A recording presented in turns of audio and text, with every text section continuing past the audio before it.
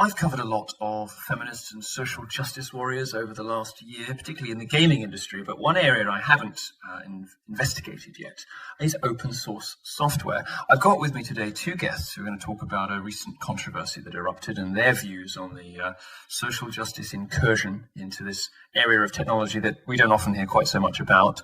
Raymond and Meredith Patterson. Thanks so much both for joining me. Thank you. We're glad to be here. Eric, if perhaps you could just explain briefly who you are, and then we'll move on to Meredith, and I'll have a couple of questions for you afterwards. I'm a longtime hacker. I work on a lot of infrastructure and open source projects. If you have Google Maps in your phone, you rely on code that I wrote every day. You can't use a browser or a gaming box or even an ATM without relying on other code that I wrote. And I helped found the modern open source movement. Thank you. And Meredith?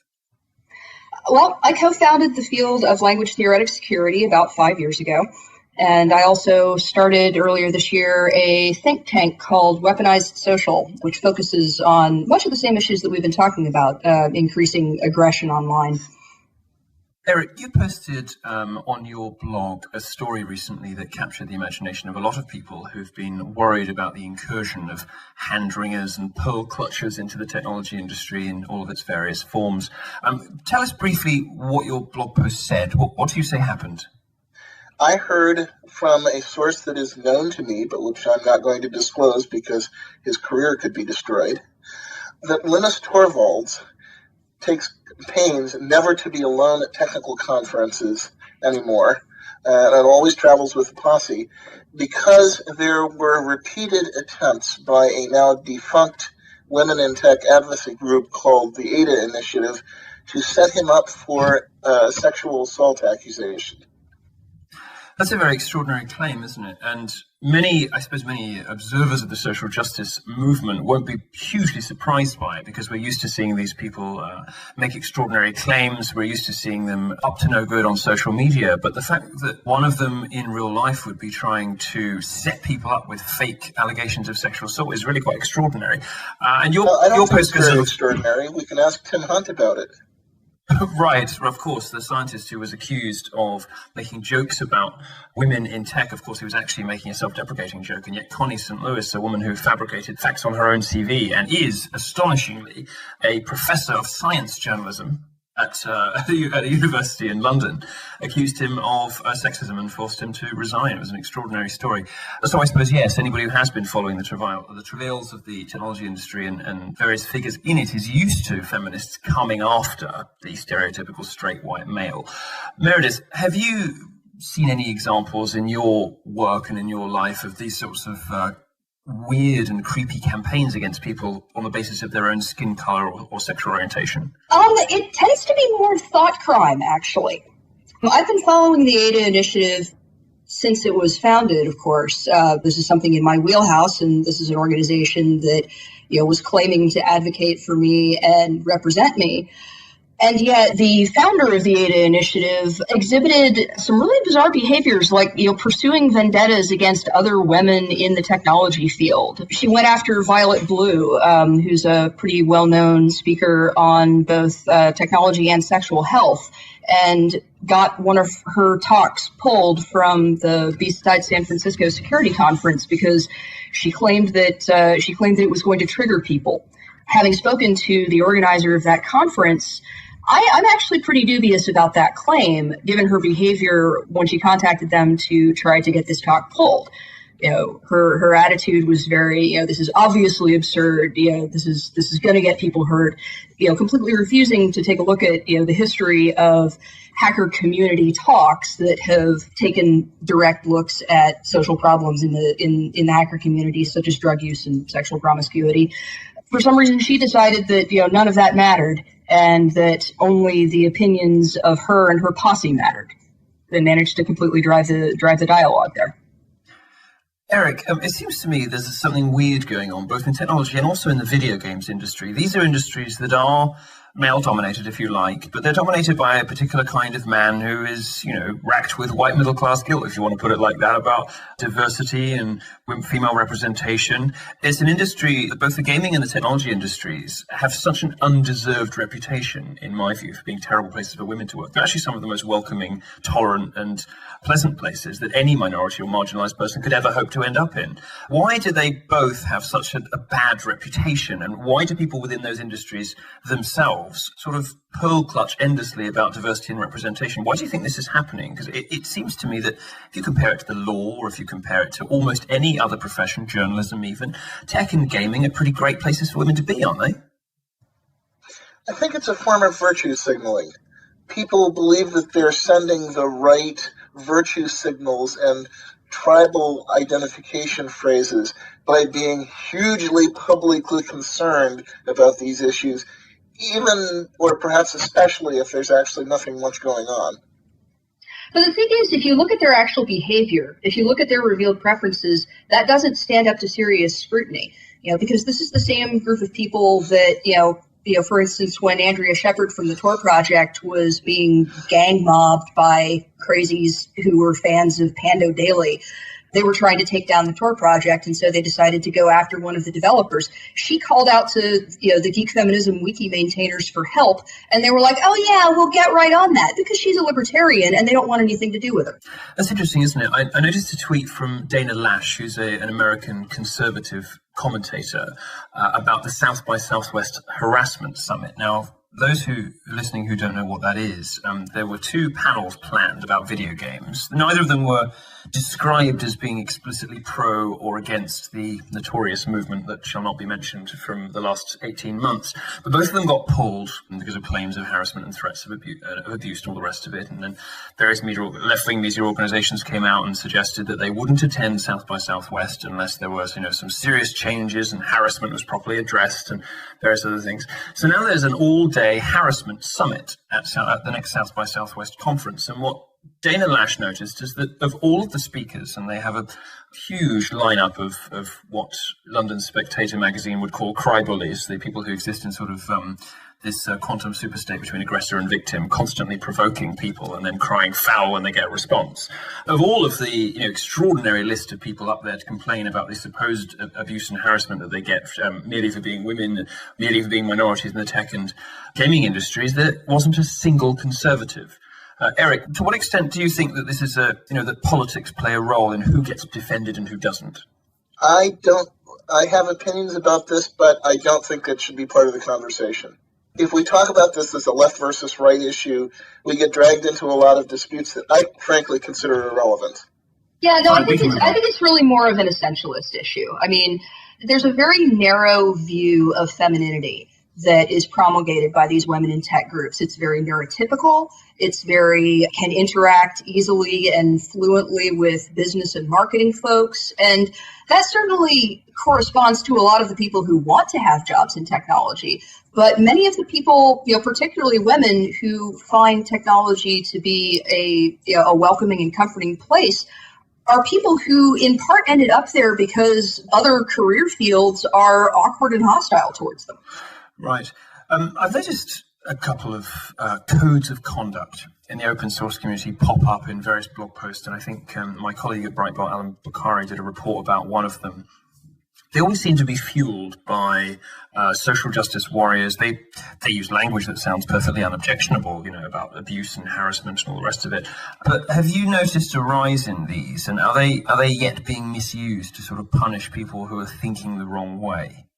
Well, shortly after I posted my thing about the Ada Initiative apparently going after Linus, I learned of a rather blood-chilling little incident where somebody using the handle Django Con Cardiff effectively demanded that one of his pull requests, that's a kind of software modification, be merged into a project because he's a person of color and not doing so is discriminatory.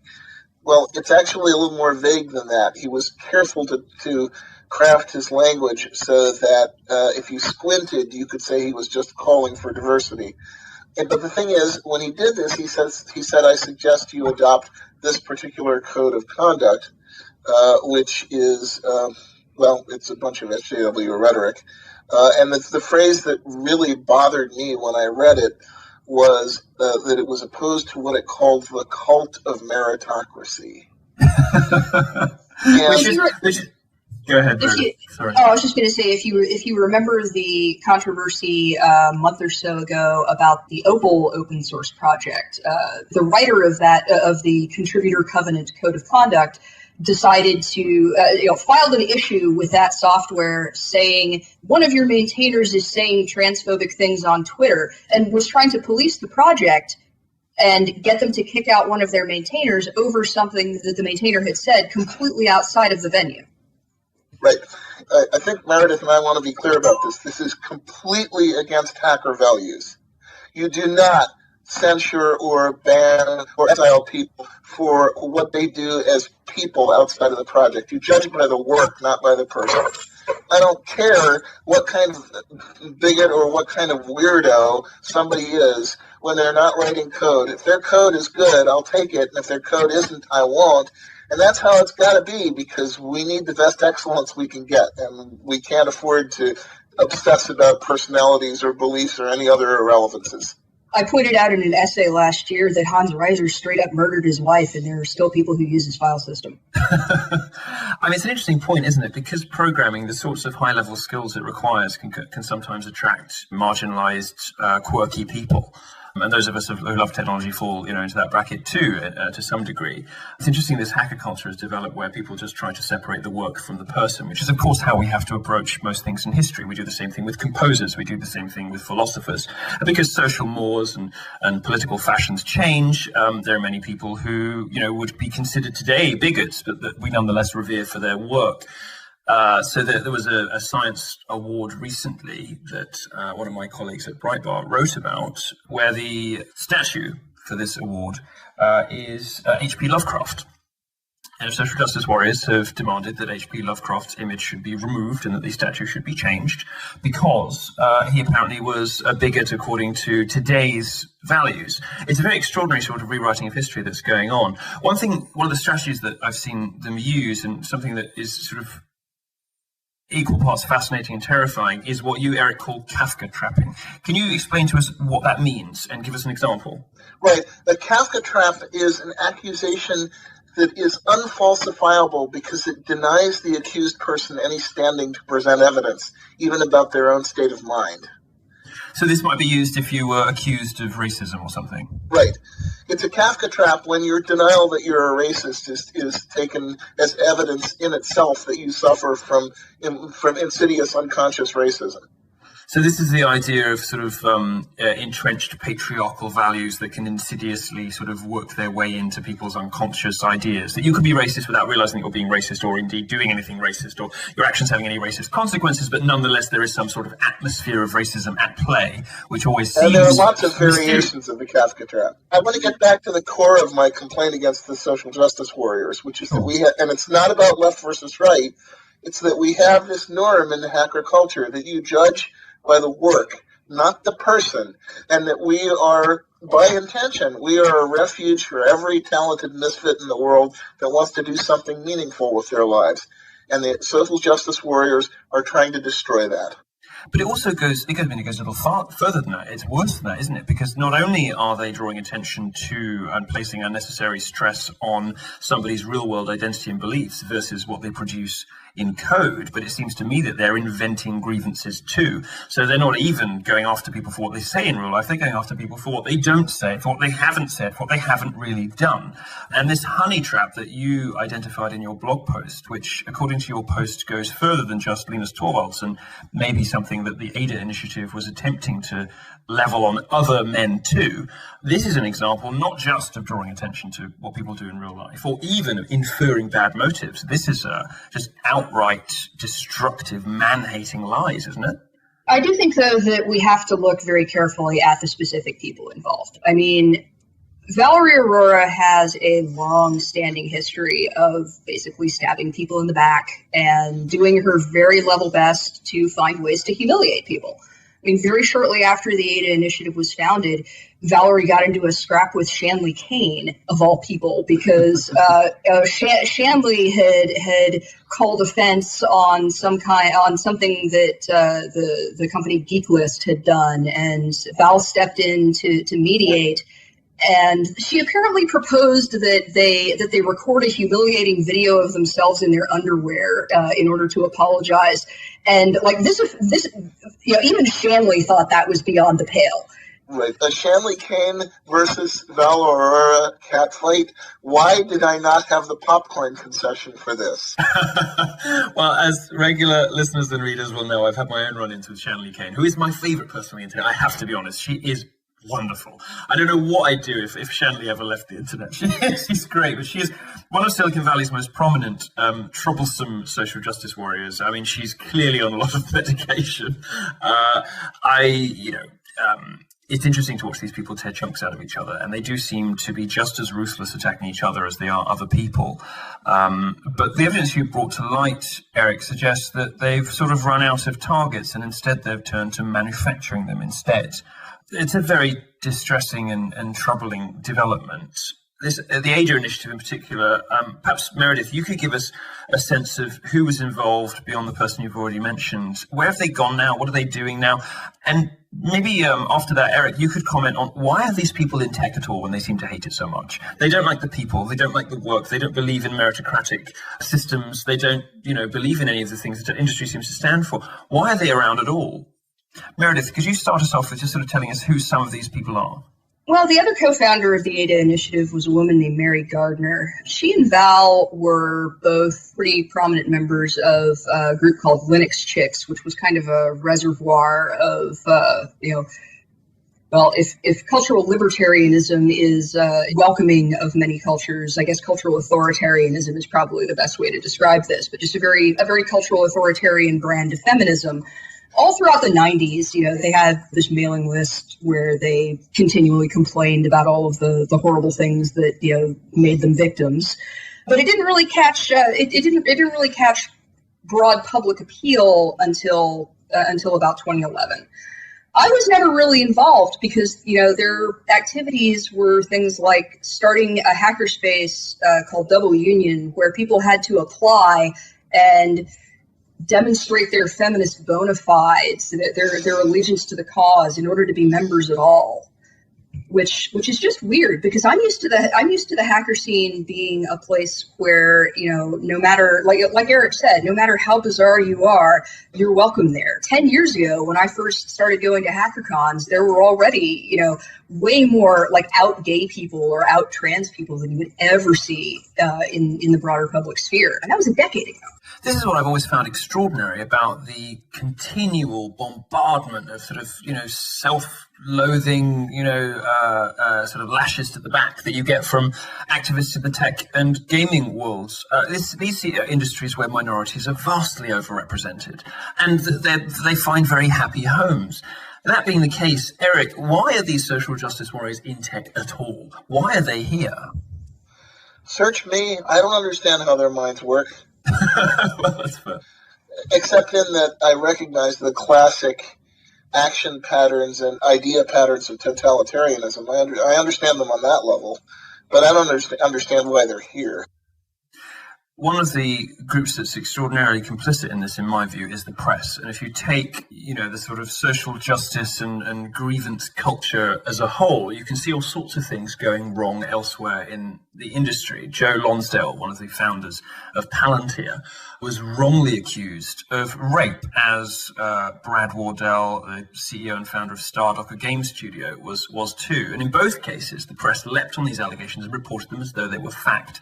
And it seems to me that there's a sort of an eagerness in the tech press to report anything that paints straight white men in a bad light, anything that paints women as victims. The press will leap on these things, throw out, with such wild abandon, they throw out all, journalistic seriousness and responsibility. And, in the case of Lonsdale, the Joe Lonsdale, the founder, one of the co-founders of Palantir, If there were words like horrifying, sickening, and horrific being thrown around. Business Insider ran a headline that described the allegations as horrifying. They said they'd make your stomach turn. And it turns out it's all nonsense. This extraordinary thing. Do either of you have any experience with the press here and how the media has sort of been complicit in this weird distortion of the way it really is to work in tech? Well, I think it's a broader pattern of media in general. Parker Malloy put out a great piece on Medium yesterday about 5 things the media does to inflate outrage. So there's that. I mean, the media knows that there is an audience that will just eat up feminist outrage, and they're desperate for clicks, so they do that. I suppose so, but it's extraordinary that the direction, the sort of trajectory of outrage is so uniform in the direction of social justice. It's compassion porn. That's a good word for it. It's a lovely. I'm going to start steal that from you and start using that in columns. That's lovely. Credit it to Saint Rev on Twitter because that's where I got it from. But yeah, I mean, it's the University of Virginia story that that was debunked. The one that ran in Rolling Stone is just a brilliant example of this compassion porn narrative because it doesn't have to be true. Questioning whether the events actually happened is like asking the woman in the porn whether she came. Right. So, this is Emma Solkowitz at Columbia, who, there's no evidence whatsoever that she was ever raped. The guy now is Paul Nungesser is now launching a lawsuit, which makes for harrowing reading against Columbia, actually, in the way in which the university didn't just turn a blind eye, but actively conspired to help her publicize a fake rape claim, or what may well turn out to be a fake rape claim, certainly a claim for which there's no evidence. They're allowing her to take this mattress. There's a sort of weird thing with the social justice warriors I've noticed is this combination of sort of aggressor and victim. They are happy to play the victim, provided they also get to aggressively publicize, whether it's for professional advantage, notoriety, or financial profit, the things that they allege happened to them. And it's an extraordinary sort of psychology that has led, I guess because they think they can act with such impunity because the media is... This is a standard psychological manipulation technique. I mean, so is guilt trips, so is shaming, so is projection. Yeah. So is lying by omission. I suppose so. And this compassion porn that we see in the press has led them to believe they can behave with such impunity that they now think that they can stage honey traps to capture people who didn't even do anything. Is there any reason why Linus Torvalds in particular is a target for this, do you think? Because he's probably the most important single tribal elder we have. Right. So they're going for they're tired of punching down, and now they're going for the big guy. Linus's position is hands down the most important position in the open source community. He is the person who has the keys to the kernel. And I interpret the attempt to run a honey trap against him as an attempt to shame, discredit, and guilt trip the entire hacker culture so that it would become politically pliable. I see. So he's almost a sort of proxy for the whole industry in a way, because he is one of those meritocracy guys, because he sort of doesn't mind what he says. It can be a little bit provocative sometimes. He's used as a sort of symbol for the whole industry. And if you get him, by implication, you're establishing that the entire industry is rotten. Right. And, well, industry is not quite the right word here, because we're a voluntary community that is partly inside industry and partly outside it. But with that qualification, yes. And the other thing that taking him down would have been was a warning to every other thought leader in the community, including in our different ways, Meredith and myself. Watch it, you could be next. It must be very scary to work. If not me, then possibly my fiance or one of the other men I'm close to. It must be quite an oppressive environment for the two of you. Have either of you taken precautions yourselves, or are you now more careful about what you say in public? Do you have fewer discussions? I mean, it's been even brave in a way to come and talk to me about it, because this will, I'm sure, to some extent, make you a target of the worst elements on the internet. But have either of you had to take precautions in any way? Personally, my style when I'm frightened of something is to get angry and charge it. So you are a man after my own heart. They made a bad mistake trying to intimidate me, even indirectly, and they're gonna pay for that. But as for taking precautions, as I said in my blog post, I'm going to be careful not to be alone at conferences myself for exactly that reason. But I will not be silenced. I will not be silenced. Your source for your blog post also indicated he would be more reluctant now to mentor young women because he worries about being left alone with them. That is an indication of how the social justice movement directly harms precisely the people they claim to defend, isn't it? Yes, it is. I think it's a tremendous shame, and what pisses me off about it more than anything else is that, I mean, this is Schrodinger's rapist in reverse. This is the same bad argument of, because some men might be terrible, we have to treat all men as if they are terrible, and it's applying it the same way, which I think is wrong. I think we need to figure out better, more explicit ways of essentially figuring out whether somebody is operating in good faith or not. And I mean, this is a problem that the intelligence community has been facing for a very long time. So, I don't necessarily have any convictions that we can solve it. But we're going to have to do that. Otherwise, the hacker community is going to tear itself apart by freezing to death. And I can't see that happen. So one last question for you both. Give me a sense, because this is not my world. You guys are the experts here. The majority of the sort of hacker and open source community, you guys know a lot of people. Do the majority agree with the social justice warriors there's a problem? Are most of them furious, but they feel unable to comment on it? Is the community split? Are some people wondering, oh, really? Is this a problem? Are we guilty of this? What's the sort of general feeling in the open source community about the complaints that are being leveled against it? I can only tell you what I know and emphasize what my uncertainties are. I know that I've gotten a lot of private email and a lot of pings on IRC from people saying, thank you for speaking up. I was too afraid to. But I mean, this is my job. When you're a tribal elder and one of the ambassadors to the world, you have to do this. I mean, the problem is most hackers are focused on the thing they hack on, whatever that is. They don't want to focus on a bunch of culture war stuff that's getting dragged in to their world by opportunists who are trying to make names for themselves. They don't want to have to deal with people who think, oh, if I can just get a pull request accepted by this popular project on GitHub, that'll look good on my resume, and so I'm going to browbeat people into accepting my pull requests on non-technological grounds. They don't need this in their lives, and I think a lot of people just aren't really sure what to do, but they also don't want to look like assholes. But it's possible to say, no, I don't accept this reasoning, I think this epistemology is bankrupt, without looking like an asshole. Sure. To finish answering your question, I don't know. There could be a huge reservoir of sympathy out there for the SJWs, but my sense is that most people are keeping their heads down and hoping the shitstorm will blow over.